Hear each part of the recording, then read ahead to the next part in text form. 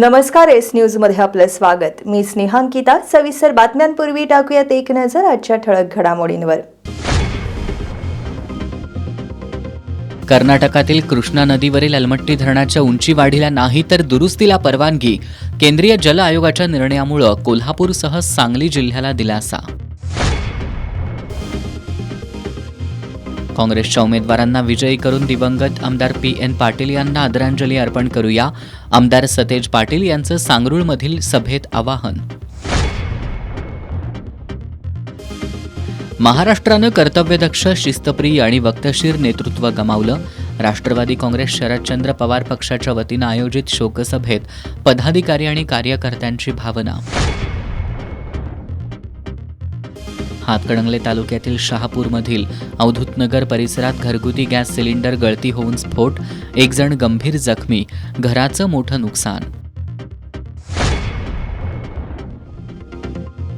आणि उपमुख्यमंत्री अजित पवार यांच्या जाण्यानं राज्याच्या राजकारणासह समाज जीवनात मोठी पोकळी। आमदार सतेज पाटील यांनी पवार कुटुंबियांचे सांत्वन करताना व्यक्त केल्या भावना। हे आहे GTPL SPN डिजिटल नेटवर्क आणि आपण पाहत आहात चॅनल एस।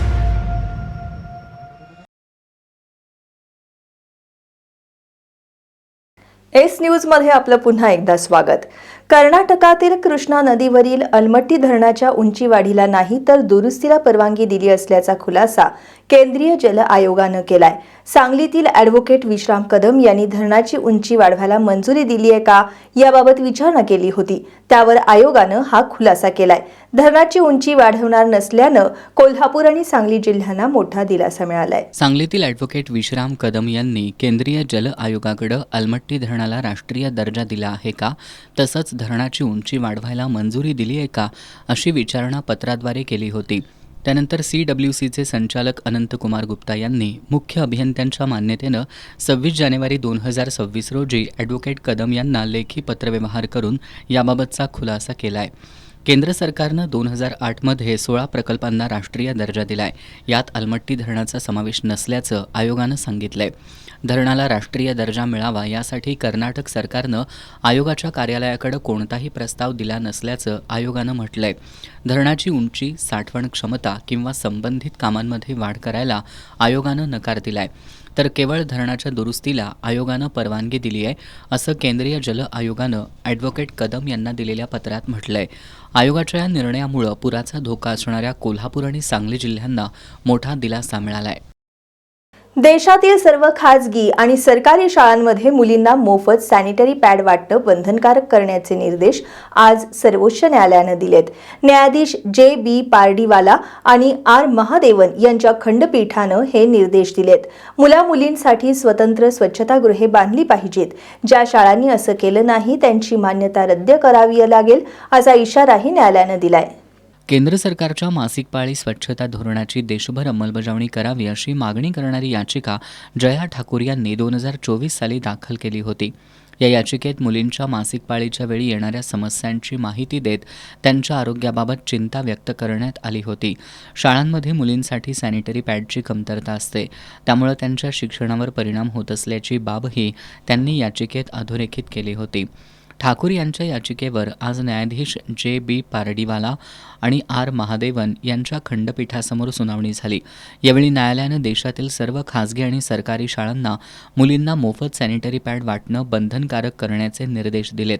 तसंच मुला-मुलींसाठी स्वतंत्र स्वच्छतागृह बांधली पाहिजेत। ज्या शाळा याचं पालन करणार नाहीत त्यांची मान्यता रद्द करावी लागेल, असा इशाराही न्यायालयानं दिलाय।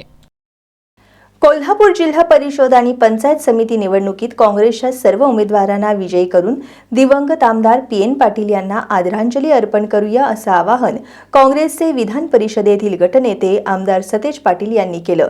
सांगरूळमध्ये सांगरूळ जिल्हा परिषद आणि सांगरूळ पंचायत समिती तसंच बहिरेश्वर पंचायत समिती मतदारसंघातील उमेदवारांच्या प्रचारासाठी आयोजित सभेत ते बोलत होते।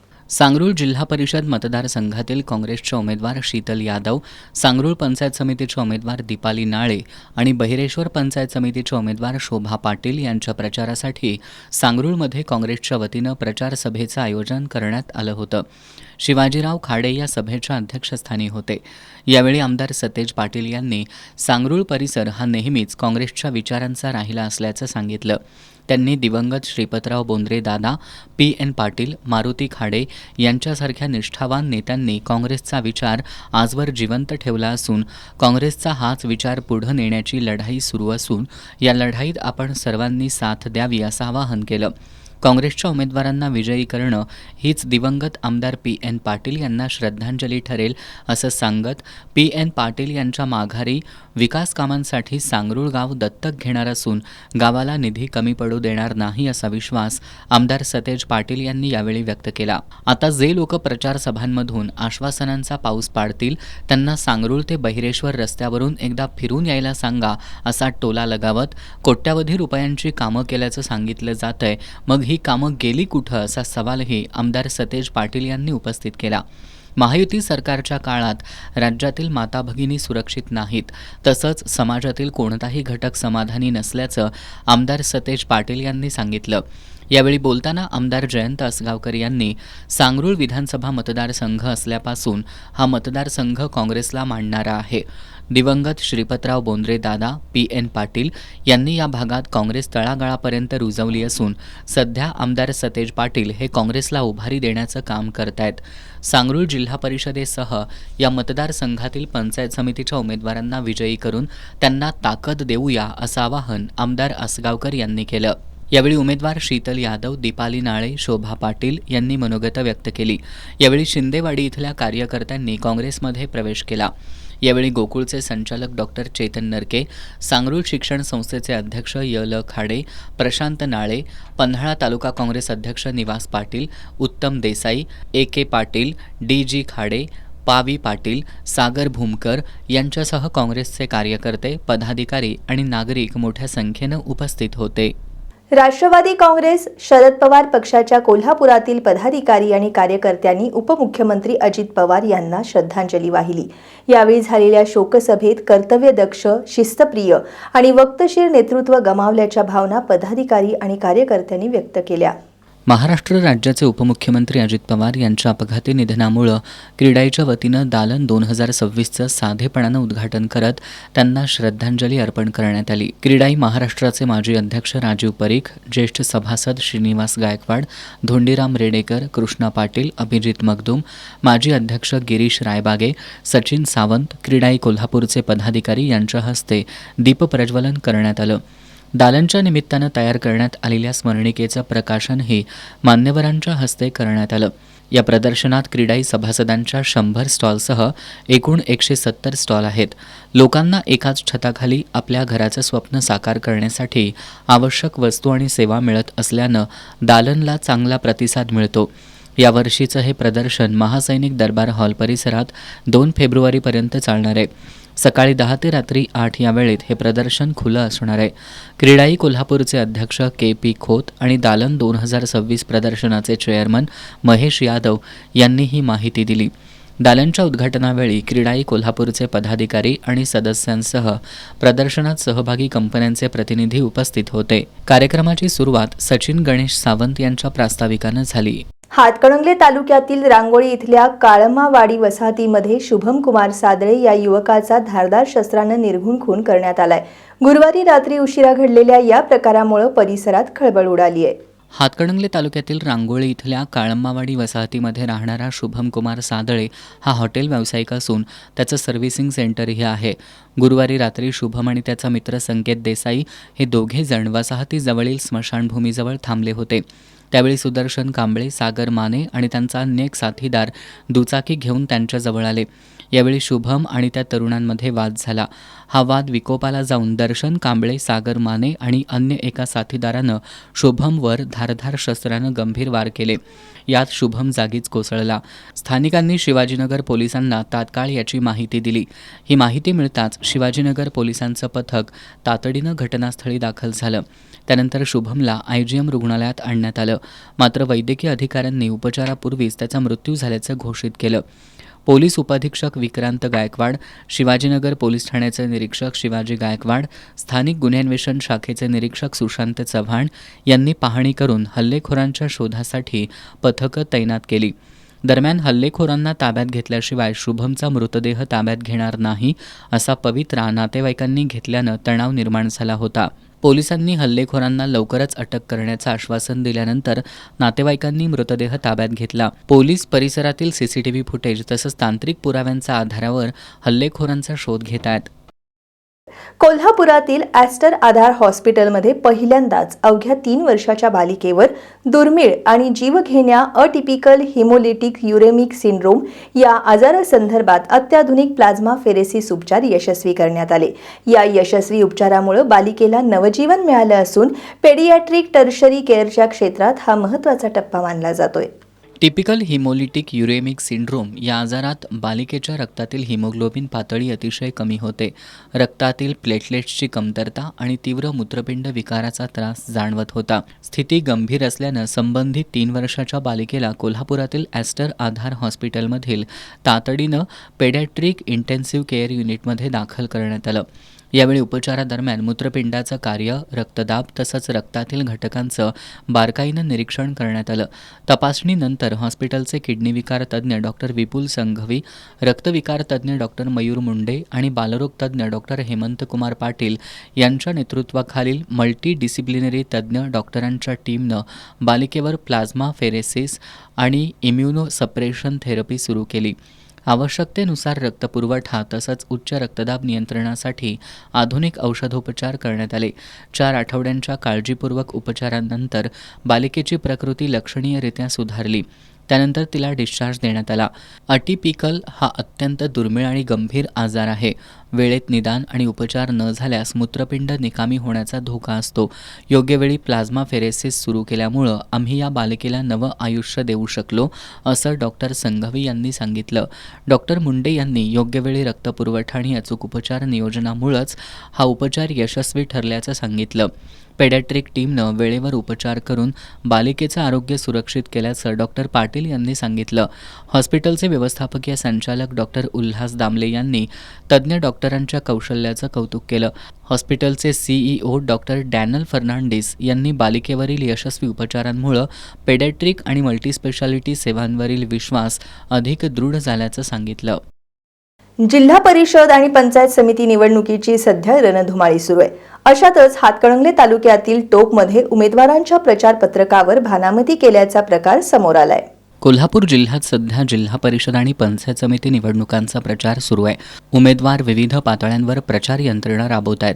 अशातच हातकणंगले तालुक्यातील टोपमध्ये एक धक्कादायक प्रकार समोर आलाय. कासारवाडी फाटा ते ज्योतिबा रस्त्यावर काँग्रेस आणि शिवसेना उद्धव बाळासाहेब ठाकरे पक्षाच्या उमेदवारांच्या प्रचार पत्रकावर भाकरी, मसाले भात, तंबाखू, सिगरेट, लिंबू अशा वस्तू ठेवत भानामती करण्यात आल्याचा प्रकार निदर्शनाला आलाय.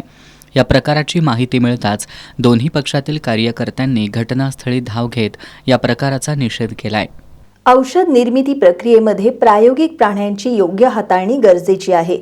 त्याचबरोबर औषधं आणि त्यांच्या सुरक्षित वापराबाबत समाजात जनजागृती करणं ही फार्मसी विद्यार्थ्यांची जबाबदारी आहे, असं प्रतिपादन फार्मसी काउन्सिल ऑफ इंडियाचे सदस्य डॉक्टर M. व्यंकटरमणा यांनी केलं. DY पाटील फार्मसी कॉलेजच्या वतीनं आयोजित केलेल्या प्रायोगिक प्राण्यांची हाताळणी आणि पर्यावरणीय संवर्धन या विषयावरील 2 दिवसीय कार्यशाळेच्या उद्घाटन प्रसंगी ते बोलत होते. या कार्यक्रमाला DY पाटील अभिमत विद्यापीठाचे कुलगुरू डॉक्टर राकेश कुमार शर्मा यांची प्रमुख उपस्थिती होती. DY पाटील फार्मसी कॉलेजच्या वतीनं DY पाटील फिजिओथेरपी कॉलेजच्या सभागृहात प्रायोगिक प्राण्यांची हाताळणी आणि पर्यावरणीय संवर्धन या विषयावर 2 दिवसीय कार्यशाळेचं आयोजन करण्यात आले. या कार्यशाळेचं उद्घाटन फार्मसी काउन्सिल ऑफ इंडियाचे सदस्य आणि association of pharmaceutical teachers of इंडियाचे दक्षिण विभाग उपाध्यक्ष डॉक्टर M. व्यंकटरमणा यांच्या हस्ते करण्यात आलं. यावेळी कुलगुरू doctor Rakesh Kumar Sharma, D Y. Patil college of pharmacy आकुर्डीचे प्राचार्य डॉक्टर नीरज व्यवहारे, कुलसचिव doctor V Bhosale, doctor R Y. Patil यांची प्रमुख उपस्थिती होती. डी.वाय. पाटील फार्मसी कॉलेजचे प्राचार्य डॉक्टर चंद्रप्रभू जंगमे यांनी देशभरातील फार्मसी कॉलेजमध्ये शिक्षण घेणाऱ्या विद्यार्थ्यांपैकी 150 विद्यार्थ्यांना या कार्यशाळेचा लाभ मिळत असल्याचं सांगितलं. 2 दिवस चालणाऱ्या या कार्यशाळेत अत्याधुनिक पद्धतीचा वापर करून शिक्षण संवाद चर्चा घडवून आणण्यात येणार असल्याचं डॉक्टर जंगमे यांनी सांगितलं. प्राचार्य डॉक्टर नीरज व्यवहारे यांनी करिअरच्या दृष्टीनं या कार्यशाळेचा विद्यार्थ्यांना मोठा फायदा होणार असल्याचं सांगितलं. Doctor R Y. पाटील यांनी निसर्गातील प्राण्यांच्या प्रत्येक जाती एकमेकांपेक्षा वेगळ्या आहेत. त्यांच्या जीवन पद्धतीचे बारकावे समजून घेणं आणि सूक्ष्म अभ्यास करणं गरजेचं असल्याचं सांगितलं. कुलगुरू डॉक्टर राकेश कुमार शर्मा यांनी प्रयोगासाठी वापरण्यात येणाऱ्या प्राण्यांचा जास्तीत जास्त पुनर्वापर करता येईल का, प्राण्यांऐवजी आणखीन कशाचा वापर करता येईल का यावर भर दिला पाहिजे असं सांगितलं. ही कार्यशाळा विद्यार्थ्यांच्या ज्ञानात भर घालणारी आणि भविष्यात मदत करणारी ठरेल असा विश्वासही त्यांनी व्यक्त केला. डॉक्टर एम व्यंकटरमणा यांनी डी.वाय. पाटील शैक्षणिक संस्था ही महाराष्ट्रात एक अग्रगण्य संस्था असून या संस्थेचं मोठं सामाजिक योगदान असल्याचं सांगितलं. औषध निर्मिती आणि संशोधनाच्या गुणवत्तेत सुधारणा करण्यासाठी प्रायोगिक प्राण्यांची योग्य हाताळणी, त्यांचे ताणतणाव कमी करणं अत्यंत गरजेचं आहे. प्रयोगाचे अचूक आणि पुनरुत्पादक निष्कर्ष मिळवण्यासाठी नैतिक मूल्य आणि कौशल्य विद्यार्थ्यांनी आत्मसात करावीत. औषध निर्मिती आणि त्यांचा सुरक्षित वापर याबद्दल जनजागृती करण्यासाठी फार्मसी विद्यार्थ्यांनी योगदान द्यावं असं आवाहन डॉक्टर एम व्यंकटरमणा यांनी केलं. या कार्यशाळेत डॉक्टर प्रल्हाद वांगीकर, एन.एस. व्यवहारे, आर.वाय. पाटील, मीता बुरांडे मार्गदर्शन करणार असून डॉक्टर देवेंद्र शिरोडे, स्मिता सदर, विश्वेश डांगे हे प्रात्यक्षिकं घेणार आहेत. उद्या दुसऱ्या दिवशीच्या सत्रात डॉक्टर बलवंत चौरे, ए.जी. ढवळशंख, रवींद्र जरग, संदीप पाटील, चंद्रगौडा पाटील हे मार्गदर्शन करणार असून डॉक्टर एन.एस. व्यवहारे, संतोष वाळवेकर, संदीप पाटील, देवेंद्र शिरोडे, स्मिता सदर हे प्रात्यक्षिकं घेणार आहेत. यावेळी research director doctor Pramod Patil, C D. Lokhande, Amrutkuvar Raijade, R S. Patil, Umrani J, Rudhir Bardeskar, Sanjay Jadhav, Ajit Patil, Jaydeep Patil, Sonali Divate, Snehal Bhongade, अभिनंदन पाटील यांच्यासह विभाग प्रमुख, प्राध्यापक, कार्यशाळेसाठी देशभरातून उपस्थित विद्यार्थी, संशोधक उपस्थित होते. शिरोळ तालुक्यातील शिर्टी ग्रामपंचायतीमध्ये सरपंच शुभांगी राजकुमार शिरगावे यांच्या पतीचा ग्रामपंचायतीच्या कामकाजात हस्तक्षेप वाढलाय. ठराव मंजुरी किंवा अनेक विकास कामांच्या कागदपत्रांवर सरपंच पती स्वाक्षऱ्या करत असल्याचा आरोप ग्रामपंचायत सदस्य रामदास भंडारे यांनी केलाय. दरम्यान याबाबत सरपंच शिरगावे यांच्याशी संपर्क साधला असता त्यांनी राजकीय गणित डोळ्यासमोर ठेवून खोटे आरोप केले जात असल्याचं सांगितलं. शिरोळ तालुक्यातील शिर्टी ग्रामपंचायतीच्या सरपंचपदी शुभांगी शिरगावे आहेत. मात्र त्यांच्याऐवजी त्यांचे पती राजकुमार शिरगावे हेच कारभार चालवत असल्याचा आरोप ग्रामपंचायत सदस्य रामदास भंडारे यांनी केलाय. सरपंच शुभांगी शिरगावे या ग्रामपंचायतीत दैनंदिन कामकाजासाठी येत नाहीत. त्यांच्या खुर्चीवर त्यांचे पती बसून कागदपत्रांवर स्वाक्षऱ्या करत असल्याचा आरोप भंडारे यांनी केलाय. पती महिला असताना सुद्धा त्यांच्या पतींचा हस्तक्षेप होतोय. वारंवार तोंडी लेखी स्वरूपात मी तक्रारी केलेल्या आहेत. पंचायत समिती BDO ऑफिसला आपण तक्रारी केलेल्या असताना सुद्धा कुठल्याही गोष्टीचा त्याच्यावर पाठपुरावा झालेला नाही आणि त्याच्यामुळं आज मी लेखी स्वरूपात पुराव्यानिश्चित सरपंचा पती जे लेटर पॅड ग्रामपंचायतचं असतं त्याच्यावर सह्या करतोय. मनमानी कारभार आहे. मीटिंगमध्ये डायरेक्ट मीटिंगमध्ये येऊन बसतोय. ग्रामसेवकाला वारंवार तक्रार केला असताना ग्रामसेवकांनी त्यांची मिलीभगत असल्यामुळे त्यांनी कुठलाही आमच्या तक्रारीला धुडकावून लावलेला आहे. याबाबत वरिष्ठ कार्यालयाकडे तक्रार केली आहे. याची दखल घेतली नाही तर 15 फेब्रुवारीपासून चर्मकार आणि बौद्ध समाजाच्या वतीनं शिरोळ पंचायत समितीसमोर आमरण उपोषण करण्याचा इशारा भंडारे यांनी दिलाय.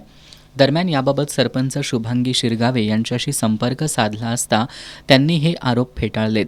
पुढील राजकीय गणित डोळ्यासमोर ठेवून आरोप केले जात असून याबाबत बैठक घेऊन खुलासा करणार असल्याचं सरपंच शिरगावे यांनी सांगितलं. सर्वसामान्य जनता आपल्यासोबत असल्यामुळे जिल्ह्यातील काँग्रेसच्या उमेदवारांचा विजय निश्चित आहे असा विश्वास आमदार सतेज पाटील यांनी व्यक्त केला. शिंगणापूर जिल्हा परिषद आणि शिंगणापूर तसंच वाकरे पंचायत समिती मतदारसंघातील उमेदवारांच्या प्रचारासाठी वाकरे इथं आयोजित सभेत ते बोलत होते. शिंगणापूर जिल्हा परिषद मतदारसंघातील काँग्रेसच्या उमेदवार रसिका पाटील, वाकरे पंचायत समिती मतदारसंघातील उमेदवार लता माने आणि शिंगणापूर पंचायत समिती मतदारसंघातील उमेदवार रवींद्र पाटील यांच्या प्रचारासाठी आमदार सतेज पाटील यांची वाकरे इथं सभा झाली. दत्तू लिंबारी दूध संस्थेचे व्हाईस चेअरमन जयसिंग पाटील या सभेच्या अध्यक्षस्थानी होते. या सभेत बोलताना काँग्रेसचे विधान परिषदेतील गटनेते आमदार सतेज पाटील यांनी महापालिका निवडणुकीत 4च नगरसेवक निवडून येतील असं म्हणणारे राज्यसभा खासदार महाडिक यांच्यावर कडक शब्दात निशाणा साधला. जिल्हा परिषद पंचायत समिती निवडणुकीत सर्वसामान्य कार्यकर्त्यांना उमेदवारी दिली असून जनतेच्या पाठबळावर हे उमेदवार विजयी होतील असा विश्वास आमदार सतेज पाटील यांनी व्यक्त केला. वाढती महागाई, बदलापूरसारख्या घटकांमुळं असुरक्षित असलेल्या माता भगिनी या संदर्भात सत्ताधाऱ्यांना जाब विचारण्याची वेळ आल्याचं सांगत आमदार सतेज पाटील यांनी महायुती सरकारवर जोरदार टीका केली. काँग्रेसचे शिंगणापूर जिल्हा परिषद मतदारसंघासह पंचायत समितीच्या दोन्ही मतदारांना विजयी करणं ही खरी दिवंगत पी.एन. पाटील आणि बोंद्रे दादांना श्रद्धांजली ठरेल असंही त्यांनी नमूद केलं. यावेळी दादूमामा कामिरे यांनी काँग्रेसशिवाय पर्याय नाही, स्वर्गीय पी.एन. पाटील यांना खरी श्रद्धांजली वाहायची असेल तर काँग्रेसच्या सर्वच उमेदवारांना निवडून द्या असं आवाहन केलं. यावेळी अमर पाटील यांनी विरोधक अफवा पसरवत असले तरी शिंगणापूर गावासह मतदारसंघातील जनता आपल्या सोबत आहे असा विश्वास व्यक्त केला. यावेळी काँग्रेसच्या जिल्हा परिषदेच्या उमेदवार रसिका पाटील आणि पंचायत समितीचे उमेदवार रवींद्र पाटील यांनी मनोगत व्यक्त करत मतदारसंघाच्या सर्वांगीण विकासासाठी कटिबद्ध राहू अशी ग्वाही दिली. यावेळी शिवसेनेतून काँग्रेसमध्ये प्रवेश केलेले मारुती माने यांच्यासह निवडणूक माघार घेतलेल्या पुष्पा पंडित कळके यांचा आमदार सतेज पाटील यांच्या हस्ते सत्कार करण्यात आला. या सभेला गोकुळचे संचालक डॉक्टर चेतन नरके, बाजीराव पाटील देवाळकर, यशवंत बँकेचे chairman Mahesh Patil, S K. Patil, Bajirao Patil, K D. Mane, Suresh Karpe, Sagar Suryavanshi, Bhushan Patil, Shivaji Yerudkar, Vishwas Kamire आदी मान्यवर उपस्थित होते. क्रीडाई कोल्हापूरच्या वतीनं पश्चिम महाराष्ट्रातील सर्वात मोठं दालन 2026 हे बांधकाम विषयक प्रदर्शन कोल्हापूरमधील महासैनिक दरबार हॉल मैदानावर आयोजित करण्यात आलंय. उपमुख्यमंत्री अजित पवार यांच्या अपघाती निधनामुळे आज साधेपणानं या प्रदर्शनाचं उद्घाटन करण्यात आलं.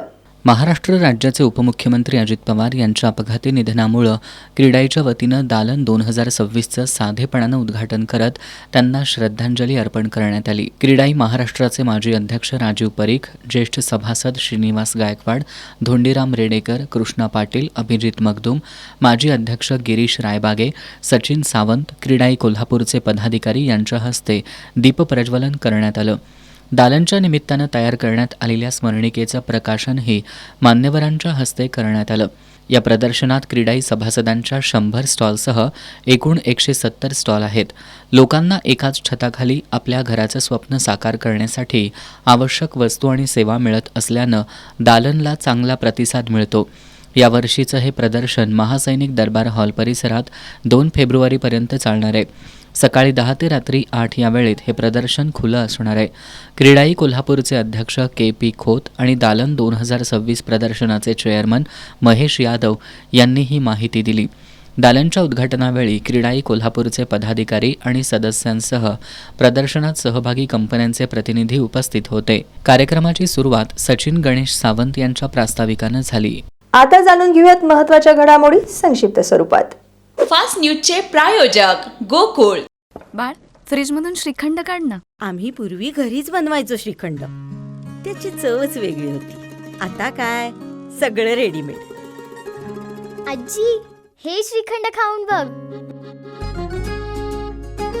आज तुझ्या आईनं घरीच बनवलं की काय? हे आहे गोकुळचं श्रीखंड. अगदी जिभेवर रेंगाळणार. जिभेवरच नाही तर मनावरही रेंगाळणार. गोकुळ श्रीखंड, मनावर रेंगाळणार.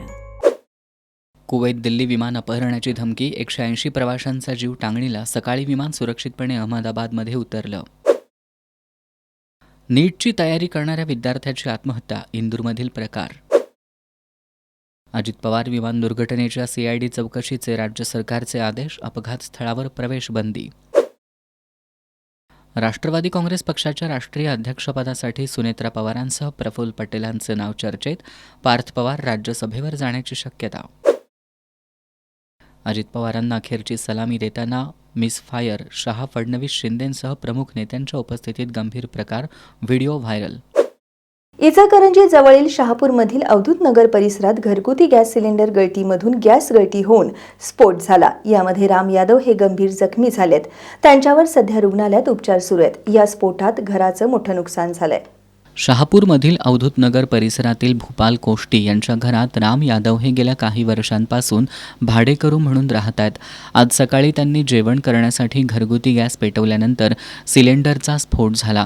हा स्फोट इतका भीषण होता की घराचे पत्रे उडून गेले, तर यादव गंभीर जखमी झाले. स्फोटामुळे शेजारील घरांच्या भिंतींना तडे गेलेत. गंभीर जखमी झालेल्या यादव यांना इंदिरा गांधी रुग्णालयात उपचारांसाठी दाखल करण्यात आले. शहापूर पोलिसांनी घटनास्थळी येऊन पंचनामा केला. संशोधन समाजोपयोगी, उद्योगाभिमुख असावं असं मत डॉक्टर PS पाटील यांनी व्यक्त केलं. तात्यासाहेब कोरे अभियांत्रिकी महाविद्यालयात प्राध्यापक विकास कार्यक्रमात ते बोलत होते.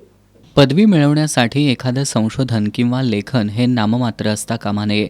उलट संशोधन आणि लेखनामध्ये वास्तविकता असली पाहिजे. त्याचबरोबर त्याचा प्रभाव मानवी जीवनावर सकारात्मक झाला पाहिजे. यासाठी प्रभावी संशोधन, लेखन आणि अभियांत्रिकी संशोधन या विषयावर 7 दिवसीय प्राध्यापक विकास कार्यक्रम वारणानगरच्या तात्यासाहेब कोरे अभियांत्रिकी महाविद्यालयात आयोजित करण्यात आलाय. या 7 दिवस कार्यक्रमाचं उद्घाटन डॉक्टर PS पाटील, वारणा विद्यापीठाचे कुलाधिकारी NH पाटील, वारणा विभाग शिक्षण मंडळाचे मुख्य कार्यकारी अधिकारी डॉक्टर विलास कारजींनी यांच्या उपस्थितीत झालं. यावेळी बोलताना डॉक्टर PS पाटील यांनी संशोधन समाजोपयोगी, उद्योगाभिमुख असावं असं मत डॉक्टर PS पाटील यांनी व्यक्त केलं.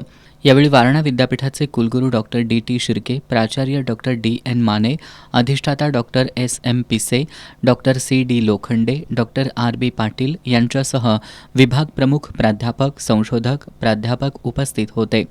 प्राध्यापकांनी संशोधक वृत्ती कशी वाढवली पाहिजे, लेखनामध्ये कशा पद्धतीनं कौशल्य विकसित केली पाहिजेत याबाबत doctor Farooq AS Kazi, doctor AC Admuthe, doctor Shrikant Tangde, doctor VM Phalle, doctor T Saud हे मार्गदर्शन करणार आहेत. मनरेगा अंतर्गत कार्यरत कंत्राटी अधिकारी आणि कर्मचाऱ्यांनी राज्यव्यापी कामबंद आंदोलन पुकारल्यानं राधानगरी तालुक्यातील रोजगार हमीची कामं पूर्णतः ठप्प झाली आहेत.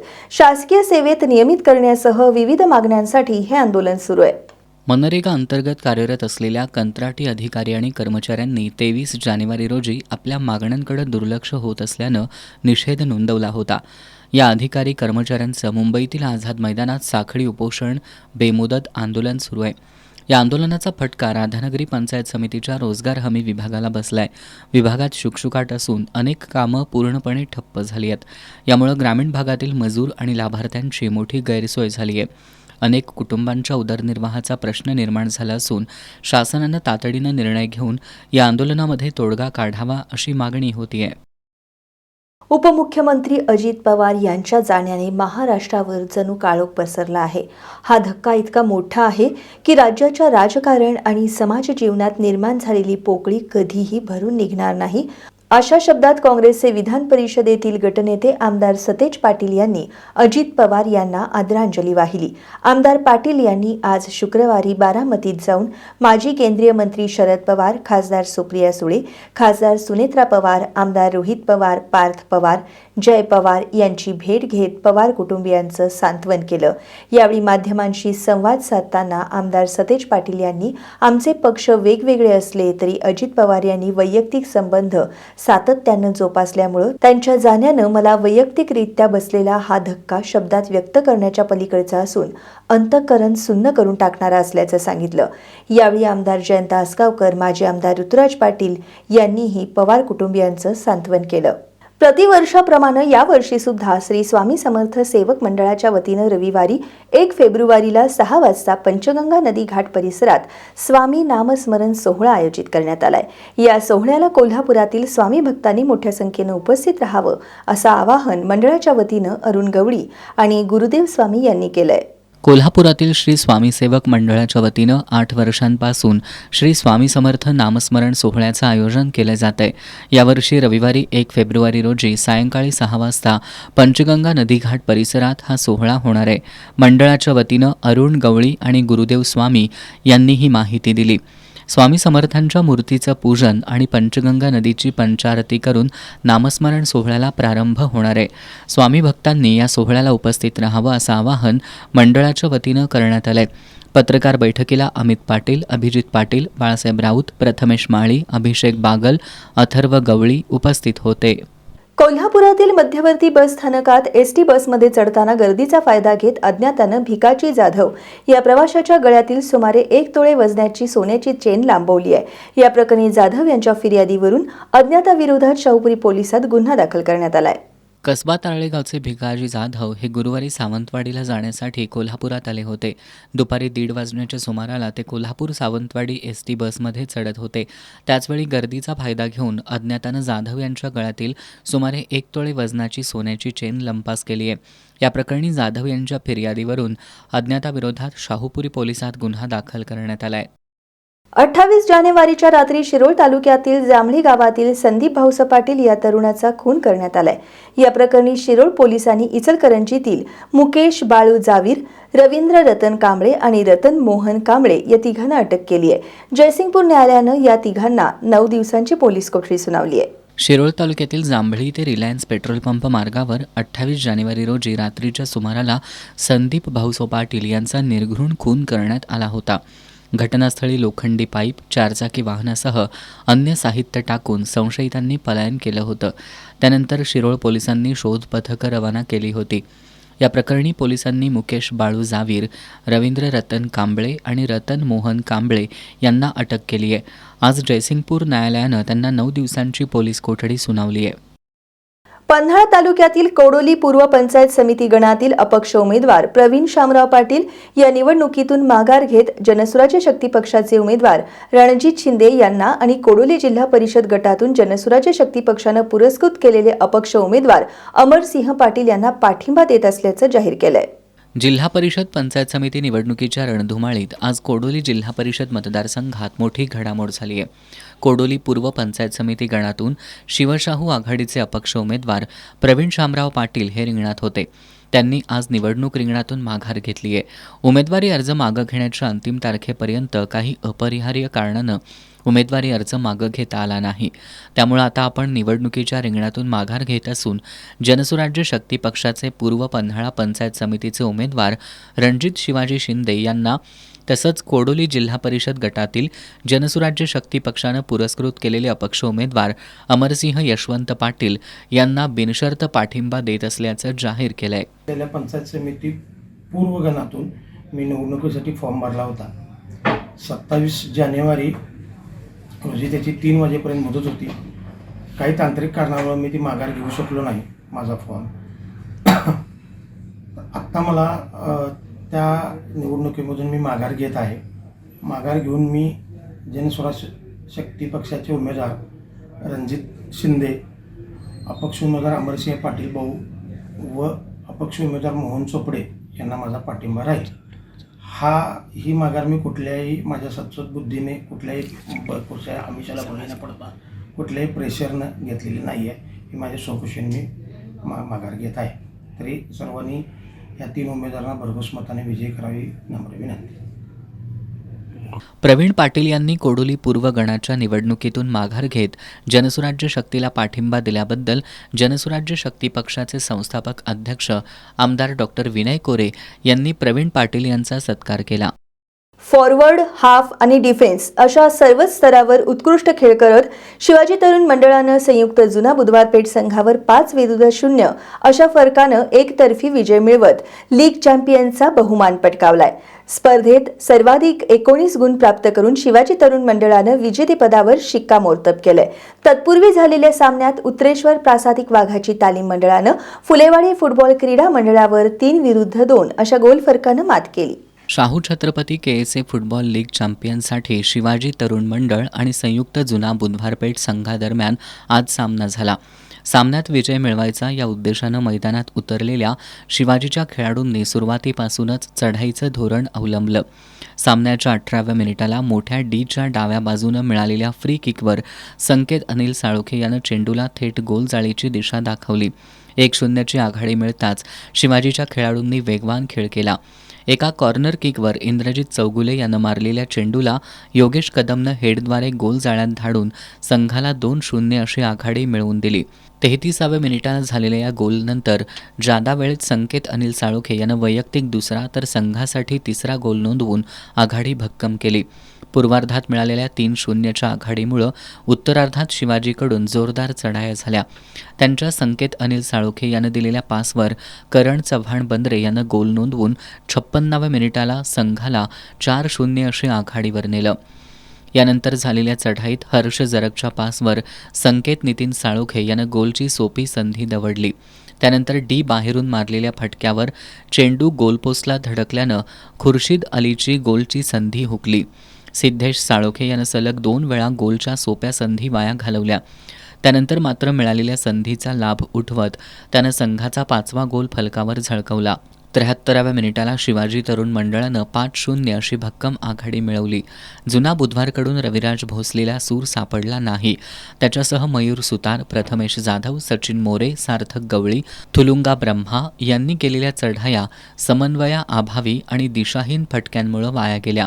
शिवाजीच्या खेळाडूंनी केलेल्या बहारदार खेळाच्या तुलनेत जुना बुधवारकडून उठावदार खेळ झाला नाही. अखेर शिवाजी तरुण मंडळानं 5-0 असा एकतर्फी विजय मिळवत लीग चॅम्पियनचा बहुमान पटकावला. आज दुपारच्या सत्रातील सामन्यात उत्तरेश्वरनं फुलेवाडीवर 3-2 अशा फरकानं मात केली. शेवटी पुन्हा एक नजर आजच्या ठळक घडामोडींवर. कर्नाटकातील कृष्णा नदीवरील अलमट्टी धरणाच्या उंची वाढीला नाही तर दुरुस्तीला परवानगी. केंद्रीय जल आयोगाच्या निर्णयामुळे कोल्हापूरसह सांगली जिल्ह्याला दिलासा. काँग्रेसच्या उमेदवारांना विजयी करून दिवंगत आमदार PN पाटील यांना आदरांजली अर्पण करूया. आमदार सतेज पाटील यांचं सांगरूळमधील सभेत आवाहन. महाराष्ट्रानं कर्तव्यदक्ष, शिस्तप्रिय आणि वक्तशीर नेतृत्व गमावलं. राष्ट्रवादी काँग्रेस शरदचंद्र पवार पक्षाच्या वतीनं आयोजित शोकसभेत पदाधिकारी आणि कार्यकर्त्यांची भावना.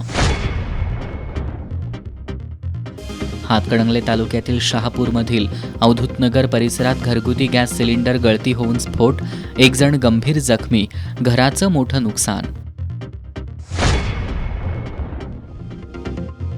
आणि उपमुख्यमंत्री अजित पवार यांच्या जाण्यानं राज्याच्या राजकारणासह समाज जीवनात मोठी पोकळी. आमदार सतेज पाटील यांनी पवार कुटुंबियांचे सांत्वन करताना व्यक्त केल्या भावना. आणि याबरोबरच आजचं बातमीपत्र संपलं. नमस्कार.